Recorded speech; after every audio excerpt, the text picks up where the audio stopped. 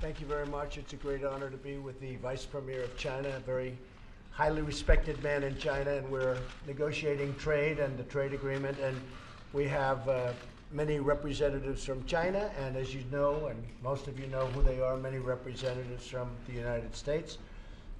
I think we're getting along very well. Ultimately, I think the biggest decisions and some even smaller decisions will be made by President Xi and myself, and we expect to have a meeting sometime in the not too distant future. And I can only say talks are going along well, but we're going to have to see what happens. I think there'll be some points that this group won't agree on because maybe they're not supposed to agree on them, allowed to agree on them, and I think President Xi and I will work out the final points, perhaps, and perhaps not. So I just want to say, Mr. Vice Premier, it's a great honor to have you, and we thank you very much. Thank you. Would you like to say something? Okay. Thank you very much, Mr. President. It's a great honor to meet you. I came here. First, I bring the message from our president. If you don't mind, I ask our interpreter to read the letter to you. Thank you. Please. So you can hear fine. You'll speak for them, too. Okay. Message from President Xi Jinping to President Donald J. Trump. Mr. President, as China and the U.S. are holding another round of high-level economic and trade talks, I entrust Vice Premier Liu He to be my special envoy and ask him to bring you my warm greetings and best regards. Not long ago, you sent to me a special letter of festive greetings, together with a lovely video made for me and my wife by your grandchildren on the Chinese Lunar New Year. We enjoyed the performance greatly and were happy to see that the little ones have kept improving in their Chinese. We watched the video more than once and feel that we must hit a like for these adorable grandchildren of yours. I'm also pleased to note that to follow through on what has been agreed upon between the two of us in Argentina, our economic teams have, since lately, engaged in intensive consultations and made significant progress. This has been well received in both our countries and the wider international community. It is my hope that our two sides will continue to work together in a spirit of mutual respect and win-win cooperation, and could redouble our efforts so as to meet each other halfway and reach an agreement that works for our mutual benefit. Mr. President, I stand ready to be in close touch with you through various means. Please let me know if you have any specific thought in mind. To conclude, my wife Peng Liyuan and I wish to extend our season's greetings to you, Melania, and your family. May you all enjoy happiness and success in the year of the pig. Thank you very much. That's very nice. Say thank you very much. I would really appreciate it if you would just give my warmest regards. The video he's talking about is a video made by Ivanka and Jared, and it's their children speak fluent Chinese, even though they're very young. They were taught at a very young age Chinese. And when President Xi met Arabella, who's the oldest, he said this was like perfect Chinese from at the time it was 5-year-old, from a 5-year-old girl from Beijing. And I thought that was nice. And they actually made a little video that they sent to President Xi. And if you want, we could even give, I'm sure the press wouldn't like to see the video, but if you would, just in case you would, I think it would be fine. If you'd like to do that, Jared, you could just give it to a few of the people. But I thought it was a very nice thing. And it shows a great friendship between the two countries. And that was really just a Happy New Year wish that was given in Chinese by Arabella, mostly by Arabella and her two brothers. So I think it was, I think it's cute. I wouldn't mind if you gave it. We're having very good talks. There's a chance that something very exciting could happen. This is a deal that would be signed by me. I've been in touch with Congress. I've been telling many of the people in Congress exactly where we are. We're right now getting a 25% tariff on $50 billion worth of goods coming in, mostly technology and high technology.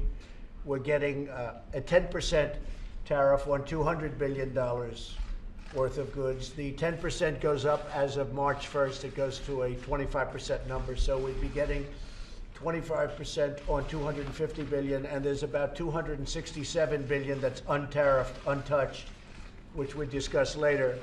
But if we can make a deal, we wouldn't have to bother with that discussion. So we'll see what happens. But we've had very good talks. As you know, Mr. Lighthizer has done a great job, but it's only a great job, Bob, if you get it finished, right? Yes, sir. And if it's a deal that's a good deal for both.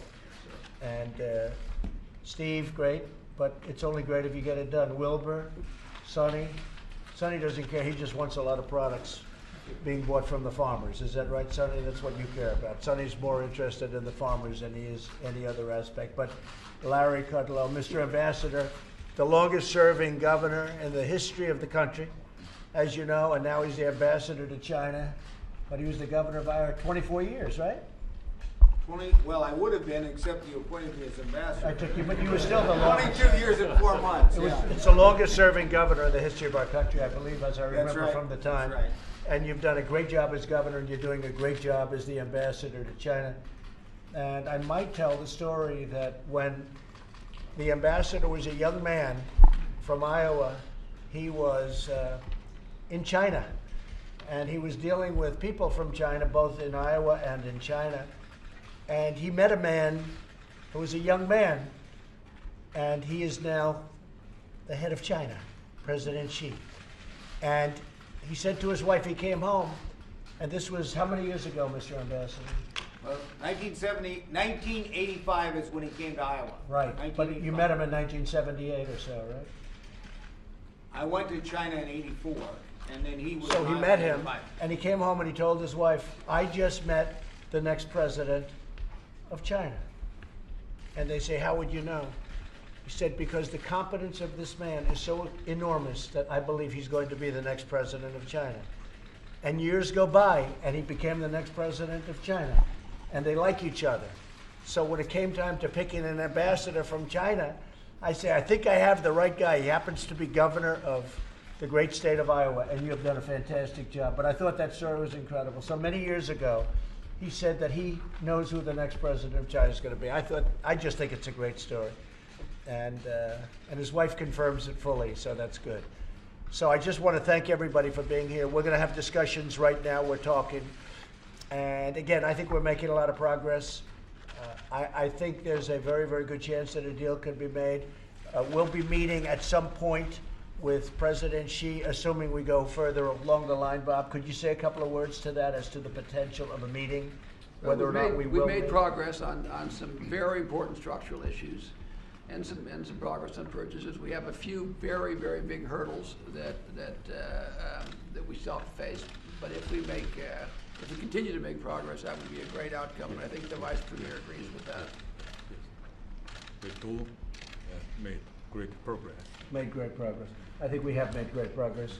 Steve Mnuchin, what would you say? I just add the Vice Premier and his team have agreed to extend their trip for 2 days, so we will be meeting all day tomorrow and into Sunday. So we can continue on. Very important, this is the ambassador has done a very good job at documenting multiple MOUs that will be binding and enforceable and cover all different types of industries. If we can successfully conclude this will be very good for U.S. business and finally allowing China to open up to U.S. business. Why do you bother putting it in a form of a letter of intent or whatever you want to call it? To me, it's a waste of time. Well, we want to make sure these are very important issues. There's hundreds of issues that we're dealing with. Everything from financial services to currency to forced technology transfer to aircrafts to express shipping to different industries. So these are very complicated issues that Currency the ambassador manipulation, negotiated. very important subject, which a lot of people didn't even think Intellectual of. property right protection. Yes, and that's one of the areas, Mr. President, we've actually concluded and reached an agreement, one of the strongest agreements ever on currency. But we have a lot of work to do over the next 2 Have you days. discussed on and many reached a issues. final agreement on currency? We have on currency, but we have a lot more work to do over the stabilize next 2 currency. days. Okay. Wilbur Ross? No, I'm very encouraged by what's going on.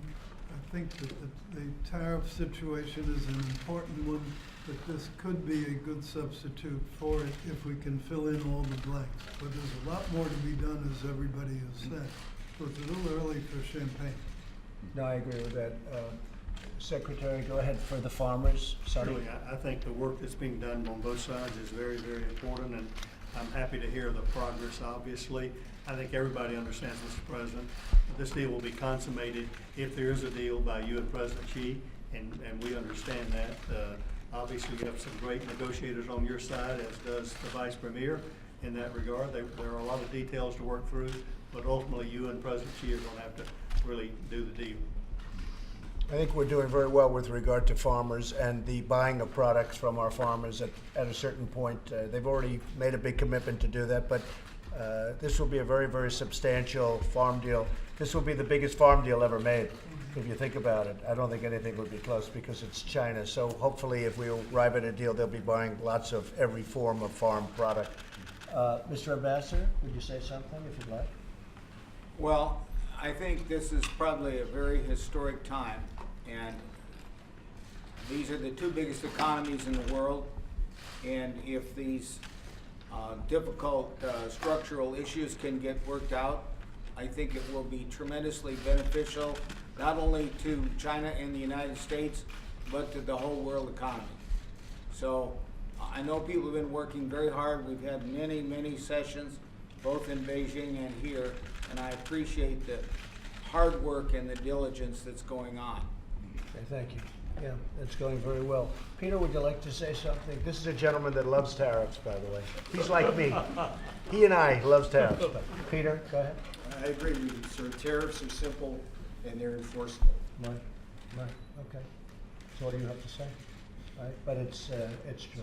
I wish the team luck. Good. They're doing a good job. Larry? I'll just echo, and a good deal that is enforceable. That's so important to the United States and to you.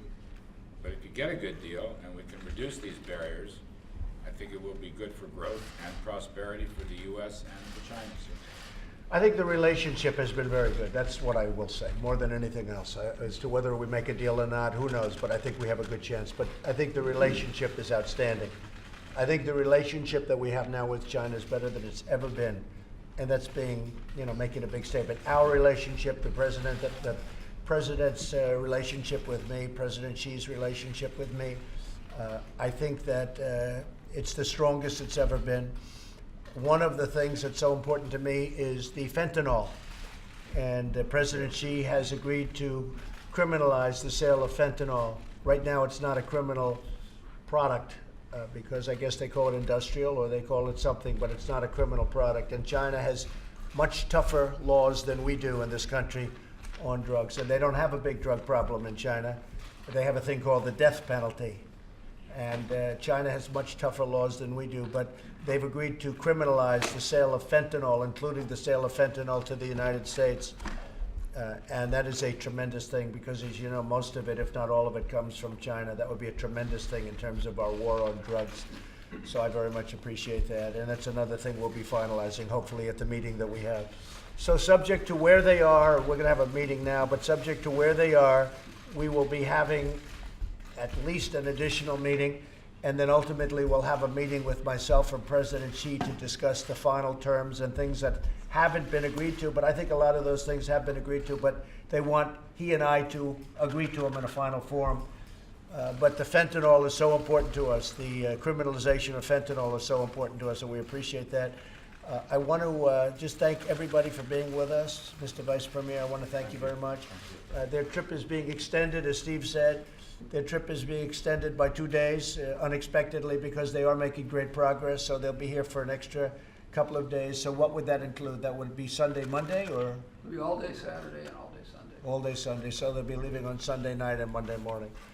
So great progress being made. Let's see what happens. Thank you all very much. I appreciate it. Mr. President, do you expect to extend the deadline because of the progress here, or will you still stick with March 1st? Well, I set the deadline of March 1st, and right now it's at 10%. And I think that and you can tell this to President Xi, I think that if I see progress being made, substantial progress being made, it would not be inappropriate to extend that deadline. Keep it at 10% instead of raising it to 25%, and I would be inclined to doing that. I haven't even spoken to my people about it. Most people assume it'll just kick in automatically to 25%, but I'm the one that said it, and I think it was a reasonable period of time. But we're covering things that we didn't even know we'd be covering. We're going very deep into the trade and covering items that a lot of people wanted to cover and nobody thought we'd ever get to. But we have a one-time shot at making a great deal for both countries. And so we are going to give it. So it depends on where we are. If we're doing well, Jeff, if we're doing very well on the negotiation, I could see extending that. And I don't think it would have to be a long-term extension, because I would imagine that if it took, Steve, another month or so or less. Yeah, I think our expectation is to conclude this quickly, and if we get to the point over the next few days of making progress, recommending a meeting for you and President Xi in March. So dependent on how they do over the next few days, I would certainly consider that. Okay? Is drawing down U.S. troops a consideration? Say it. Is drawing down U.S. troops a consideration? I don't understand. Is drawing down U.S. troops a consideration in your upcoming summit with North Korean Kim Jong-un? And No, it's not. No, that is not a consideration. That is not one of the things on the table. what is on the table? Oh, you really want me to discuss that now? I do. Everything is on the table. Mr. President, do you have any concerns about the Labor Secretary's handling of the Jeffrey Epstein case? I really don't know too much about it. I know he's done a great job as Labor Secretary, and that seems like a long time ago, but I know he's been a fantastic Labor Secretary. That's all I can really tell you about it. That's all I know about it. What about the charges against Bob Kraft? He's a friend of yours. Well, it's very sad. I was very surprised to see it. He's proclaimed his innocence totally, but I'm very surprised to see it. Have you spoken with Bill Barr about the release of the Mueller report? Have you spoken No, I have about not. that? You've No, said nothing to him I about have it? not. Do you expect to? At some point, I guess I'll be talking about it, but you know the nice part? There was no collusion, there was no obstruction, there was no anything, so that's the nice part. There was no phone calls, no nothing. We have I won a race. You know why I won the race? Because I was a better candidate than she was, and had nothing to do with Russia. And everybody knows it's a hoax. It's one of the greatest hoaxes ever perpetrated on this country. So I look forward to seeing the report.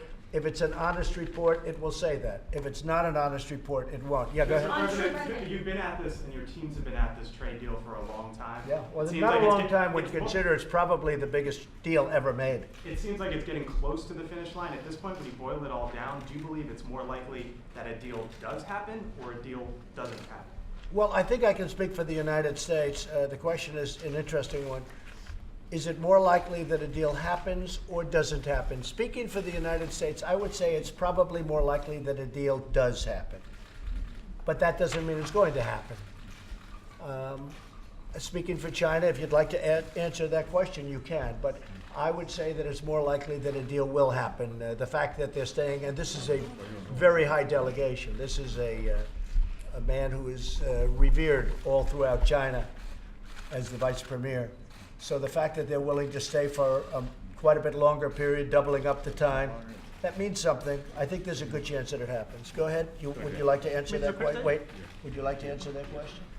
Thank you, Mr. President. May I speak Chinese? Yes. Please speak Chinese and Okay. you'll speak She will louder. have a Okay. must Take care. translate. I will. 就是从中国来说呢，首先呢，我们认为发生的可能性是非常之大的，我们非常希望双方成效。So, from China, we believe it is that. You have to speak louder. I'm sorry. From China, we believe that it is very likely that it will happen, and we hope that ultimately we'll have a deal. 中方愿意尽最大的努力。 And the Chinese side is ready to make our uttermost effort. I think we both feel that way. I think we both feel that there's a very good chance that the deal will happen. Mr. President, on troops in Syria, why are you reversing course? I'm not reversing course. I have done something that nobody else has been able to do. In another short period of time, like hours, you'll be hearing hours and days, you'll be hearing about the caliphate. It's 100% defeated. Nobody's been able to say that. That doesn't mean there aren't some very bad people walking around and strapping on bombs and all of these things, but we've done a job that nobody else has been able to do. I heard Lindsey Graham this morning congratulating me on having defeated the caliphate, and frankly, I'm getting a lot of congratulations. At the same time, we can leave a small force along with others in the force, whether it's NATO troops or whoever it might be, so that it doesn't start up again. And I'm okay. It's a very small, tiny fraction of the people we have.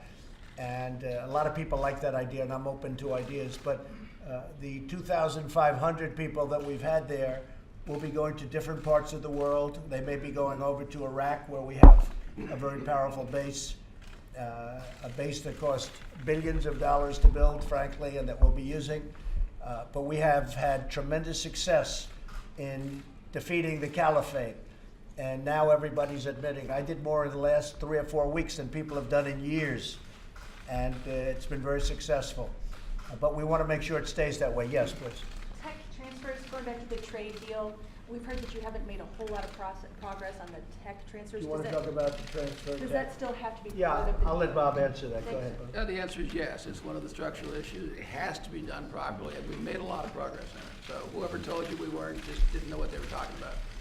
Mr. President, why haven't you condemned the North Carolina election fraud? This is a big story. The Republican candidate is calling for a new election. Why have you not condemned that, given you condemned other kinds of voting? Well, I condemn any election fraud. And when I look at what's happened in California with the votes, when I look at what happened, as you know, there was just a case where they found 1 million fraudulent votes.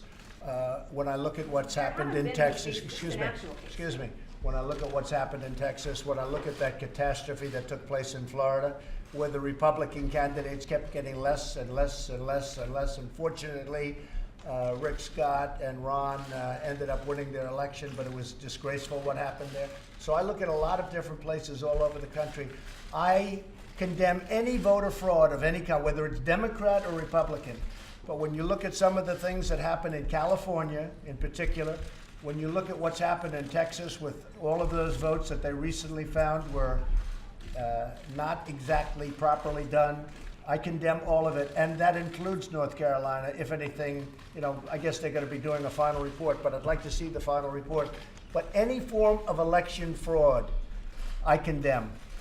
Mr. Mr. President, President, when do you want to have that meeting with President Xi, and do you expect to have that in Mar-a-Lago? Probably at Mar-a-Lago, probably fairly soon, during the month of March. Bob, do you have a date? Steve, do you have a date? We're planning it with your schedule, Mr. Okay, President. so we have 2 schedules, and we'll be planning that with the schedule. do you have any concerns about Michael Cohen's testimony before No, Congress this no. week? Mr. President, are you still considering a ban? Lawyer-client, but, you know, he's taking his own chances. Where do things stand with Huawei and ZTE? Would you still consider a ban of Well, Chinese ZTE technology? paid a big fine of $1.2 billion, which nobody's ever even heard of before. And we want everybody to compete. And I guess it'll be somewhat of a subject that we're talking about here, Bob. We'll be talking about it. We may or may not include that in this deal, Include what? Would you drop criminal the charges? Huawei and ZTE.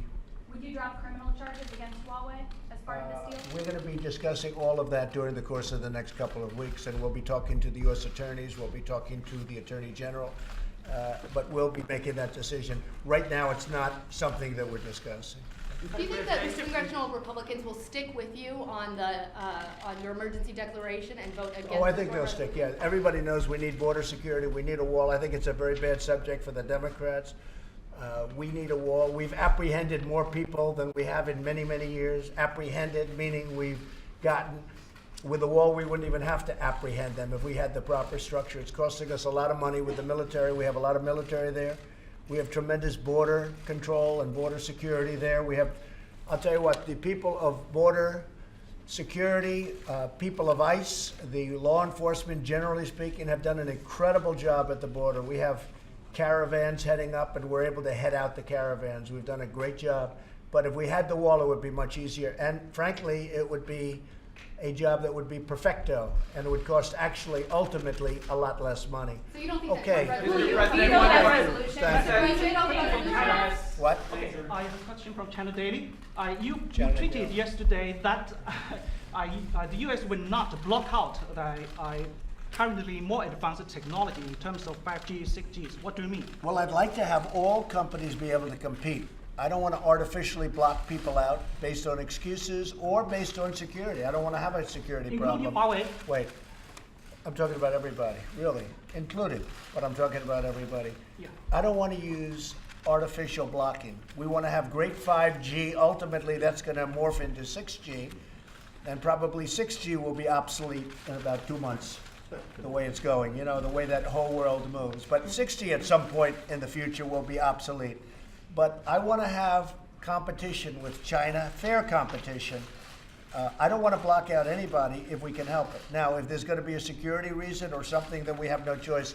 But that is one of the things we'll be discussing today. We want to have open competition. We've always done very well in open competition. Go ahead. Mr. President, your officials mentioned that there was a deal on currency. Can you explain to us what that Well, was? we'll let you know at the appropriate time. But we have a deal on currency and currency manipulation, yes. Will you definitively veto that resolution that was introduced today that would block your national emergency if it passes? On the wall? Yes. Will I veto it? 100%. 100%. And I don't think it survives a veto. We have too many smart people that want border security, so I can't imagine it could survive a veto, but I will veto it, yes. Mr. President, Yeah. last year you had blocked all U.S. assistance to Pakistan because of terrorists coming from there. No, I stopped paying Pakistan the $1.3 billion that we were paying them. In the meantime, we may set up some meetings with Pakistan. Pakistan was taking very strong advantage of the United States under other presidents, and we were paying Pakistan $1.3 billion a year. I ended that payment to Pakistan because they weren't helping us in a way that they should have. And honestly, we've developed a much better relationship with Pakistan over the last short period of time than we had. But I ended the payment. We were paying Pakistan $1.3 billion a year. I ended that about 9 months ago. A lot of people don't know that, but I ended it 9 months ago. But there is still coming from Pakistan attacking in Afghanistan and India. U.S. forces in Afghanistan and Indian forces. But what are you talking about? What are you trying to refer to? You have to speak up. I can't. Yeah, the terrorists coming from Pakistan have attacked Indian forces in Kashmir. That's right. No, it's a 40 terrible people thing going on right now between Pakistan and India. Is a very, very bad situation, and it's a very dangerous situation between the two countries. And we would like to see it stop. A lot of people were just killed, and we want to see it stopped. We're very much involved in that, yes, if that's what you're referring People in to. India are seeking right to self-defense. No, India is looking at something very strong. And I mean, India just lost almost 50 people and with an attack. So I can understand that also. But we're talking, and a lot of people are talking, but it is a very, very delicate balance going on. Right now, there's a lot of problems between India and Pakistan because of what just happened. In Kashmir. Are you talking about Kashmir? Yeah. In Kashmir, it's very dangerous. Yes, please. Mr. President, Wait. On Huawei, sir, just one quick follow-up. Are you planning an executive order on Huawei? Well, we're not doing anything right now. We may or may not put that in the trade agreement. We may be discussing it, but we'd only do that in conjunction with the Attorney General of the United States, because that is a matter that is outside of what we're doing. So we do that with the Attorney General if we do anything, and I guess there's a question as to whether or not that's being included in the agreement. Yeah, go ahead. Mr. President, we haven't gotten your response yet to Amazon pulling out of New York City, your home city, your I home think state. it's a big loss for New York City. I think it's a big loss. I think it's, if you look at the deal was not a great deal from the standpoint of they could have made a better deal than that, a much better deal. But still, I think it's a loss for New York City. And the $3 billion wasn't a check. It was a form of taxes over a period of time that now they'll never see, because they were going to take in a lot of jobs. They were going to take in a lot of taxes. So I think it's a big loss for New York City. It's the kind of thinking that our country's going to on the left, on the radical left, but ultimately it's not good for jobs and it's not good for the economy. But I think it was a big loss for New York City. I come from New York City. I love New York City. I think it was a big loss for New York City. Yes, sir. Mr. President, when were you briefed, sir, on the Coast Guard member who was arrested for threatening Democrats and other members of the I'm media? actually getting a very final briefing and a very complete briefing in about 2 hours And do you after have any this. thoughts on this man I think who it's a went shame. after members of the Yeah, media? I think it's a very sad thing when a thing like that happens, and I've expressed that, but I'm actually getting a very complete briefing in about 2 hours. Do you think that you bear any responsibility for moderating your language when it comes to that? No, I don't. I think my language is very nice. Mr. President, on night Mr. President, Yes. From People's Daily From China. China, From China. trade conflict has been 1 year, now negotiations going on. So what do you think? Who are you with in China? People's Daily China newspaper. People's Daily? Yeah. And then what do you think? The cooperation is still the good solution between? Great cooperation. Yeah. We have great cooperation both ways. with China, and a lot of good things are happening. I mean, I think you see that. So many people every day, they are going to make a deal, they aren't going to make a deal, they don't know, they have no idea. It's fake news, you know, it's one of those things. Do they have fake news in China? I think so. But it's a question, are they going to make a deal? Aren't they? I think we have a very good chance of making a deal. But both parties want to make it a meaningful deal. We don't want to make a deal that doesn't. I can speak for the Vice Premier, I can speak for President Xi, I can speak for myself. Both parties want to make this a real deal. We want to make it a meaningful deal, not a deal that's done and doesn't mean anything. We want to make this a deal that's going to last for many, many years, and a deal that's going to be good for both countries. But we want to make it meaningful. Now, with that being said, China has the advantage of having many years of tremendous success at the expense of the United States. So they understand that. And I never blamed China for that. I blamed our past leaders. Our leaders have done a lousy job with trade. Our country lost $800 billion last year with trade generally. $800 billion.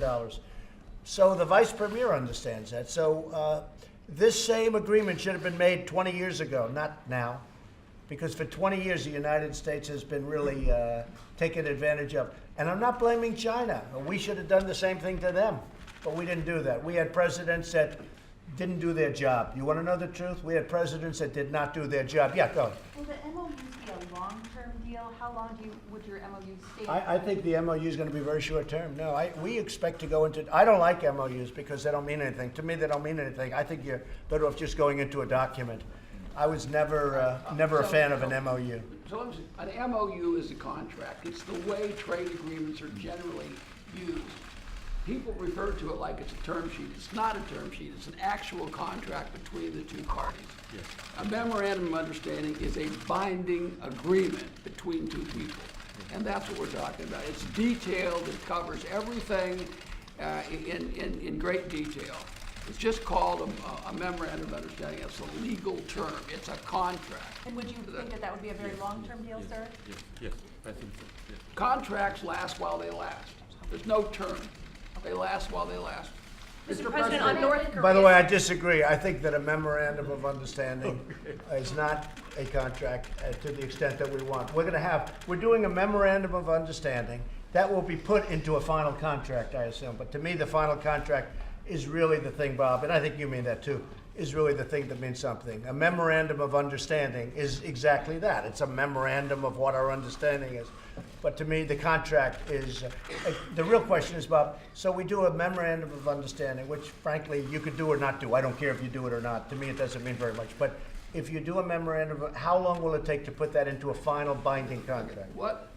From now on, we're not using the word memorandum of understanding anymore. We're going to use the term trade agreement, all right? Okay. Right. No more. We'll never use the term agreement. We'll have the same document. It's going to be called a trade agreement. We're never going to use MOU again. Are they going to put that into another agreement? What we'll have will be a trade agreement that if we have major hurdles. I don't want to put the cart in front of the horse. Assuming you decide on an agreement, it'll be signed by the two people. It'll be a trade agreement between the United States and China. We're not going to use it. I like that much better. I like that term much better. Do you agree with that? Agree. Yes, it's I wouldn't go into a memorandum. I would go right into a trade agreement. Either you're going to make a deal or you're not. To have these other agreements doesn't mean anything. That word again. Because they're not that meaningful, in my opinion. But anyway, I like that much better. Mr. President, what do you think needs to be done after your meeting with Lynn Patton on night show? Is that right? On what? You had a meeting with Lynn Patton on the New York City Housing Authority? Yeah, Lynn Patton is great. And I can tell you the New York City Housing Authority, the mayor of New York, has done a terrible job with public housing.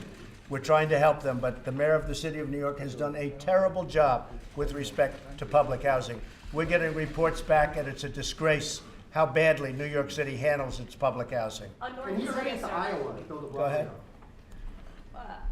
Okay. Do you have any thoughts on Bill de Blasio heading to Iowa? Well, I think he has to learn how to run New York City before he starts running the country, because he hasn't done a very good job. On North Korea, Including, by the way, with Amazon. On North Korea, your own administration officials say that Kim Jong-un has not actually decided yet whether he wants to denuclearize. So how can you meet with him if he doesn't even want to get the goal We that have he had wants? such a great relationship, and China has helped us a lot with North Korea, with Kim Jong-un since I got to office. If I were not elected president, you would have been in a war with North Korea.